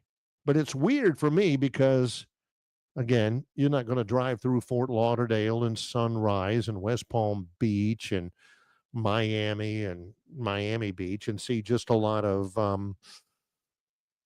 Sandlot hockey games going on. You'll see people out there shooting baskets, and you'll see people out there playing soccer and maybe tossing the football around. You ain't seeing nobody down there playing hockey. So it's weird to me that it has been such a successful hockey franchise in Miami, Florida. I mean, there are 2 NHL franchises in Los Angeles. There's a Dallas is not exactly south, but there's a franchise in Dallas. Used to be a franchise in Phoenix, franchises in Tampa Bay and Miami. I don't know. Those are not hockey towns. Franchises failed twice in Atlanta. There's one in Nashville. There's one in Raleigh, North Carolina. So, yeah, there's southern ones. Maybe that's where the best part of it is you get to celebrate your success and it's not freezing cold out there. One more to get. Let's get to and close it out. This is also entitled Shocker as we finish out the topic wheel. Another good one this week, or this to start the week from Gern. This is Shocker. Oh, yeah. Yeah. We talked about this in the first segment of the day. If you missed it, as a matter of fact, it was the first thing we brought up because my buddy Wally brought it up. He's a Tommy Fleetwood guy. Okay, here's the deal. Tommy Fleetwood had not won a major in 84 starts. Well, he had it. He had it at the Travelers. He had it. He was up 3 with 4 holes to play, and he lost in regulation. He lost. Bradley had a great approach to under 6 feet going to 18, and he came up 50 feet short on his approach. 3 putted for bogey and a 72. And Keegan Bradley comes out of nowhere to win it. Can you imagine? Can you imagine Fleetwood thinking, I'm about to do it, and he's Wally's favorite golfer, and he's about to do it and everything. Man, I'm up 3 or 4 to go. All you got to do, don't take any chances. Don't do anything crazy. And just putt it out. And take your par, take your par, take your par, take your par. And then win your trophy. And I mean, it's not like, oh, darn the luck. I mean, he was horrendous down the stretch. And Bradley took advantage. That was a shocker because I didn't watch any of the television coverage of it, but, they were saying, trying to begin the coronation of Fleetwood. Here he goes. All he has to do is just manage the final 4 holes, and he'll be the Travelers champion. And boy, he just it just rattled him. He stumbled down the stretch. Here comes Keegan Bradley. He played great golf. Don't get me wrong, but he didn't win it as much as Tommy Fleetwood ended up losing it. There you go. That is our Victoryland 777 Topic Wheel for today. We'll do it again tomorrow. Lots to get to on tomorrow's show. We wanted to recap the weekend, and we may revisit again because yesterday's College World Series, what ultimately ended up being the championship game. It was best 2 of 3, but LSU won them both. They win yesterday over Coastal Carolina. A trivia question first. Coastal Carolina, after winning 26 in a row, ends the year having lost 2 in a row. The last time that they lost 2 in a row this season, who was the team that did it? Yep. That's the only series they lost all year in the regular year was to Troy at Troy. They hadn't lost 2 in a row until the College World Series. But the head coach at Coastal Carolina gets thrown out of the game in the first inning. It was an absolute embarrassment. For those people who are saying, hey, let's watch some college players. Everybody is not a college sports fan. You got people in the Northeast, people out West, couldn't care less about college except betting on football or betting on basketball. Baseball's the majors. Baseball's the Mets and the Yankees and the Dodgers and the Cubs. And all right, we'll take a look. We'll watch some of this college game and see what they're all about. Well, if they only get, this is the championship, so there may be something riding on it. There'll be some electricity in the stands. So they watched that yesterday, and they see those umpires totally overstep and not read the room or not know their place or whatever. And Coastal Carolina had no chance after that. Threw out 2 of the coaches. And believe me, we have seen much, much worse where they were allowed to continue on. I blame the umpiring crew because I'm passionate about college athletics, obviously. I'm passionate about college baseball. I think it's a better product than the major leagues. They don't play it at a better level, or they don't play it at a higher, level, but it's just more exciting, college baseball.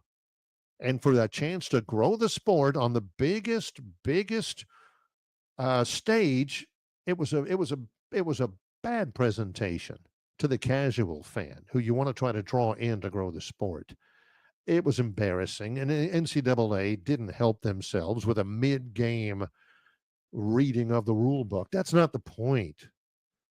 It was just bad. Well, as we mentioned, lots to get to tomorrow. John, hopefully back on the show tomorrow, hopefully feeling better. We'll have Brian Matthews, auburnsports.com, who will join us tomorrow to talk about the Auburn season upcoming, now that we're fully into talking season. We'll also talk with Travis Ryer on YouTube. We'll probably talk a little bit about Tommy Fleetwood, definitely about Travis Hunter signing with that big bonus for the Jaguars, and about Crimson Tide recruiting as well, and a lot of commentary from you as well, which we do appreciate. For John Longshore and for our producer, Gurren Jr., I'm Barry McKnight. In association with Yellowhammer News, it's Longshore and McKnight, presented by Bud Light.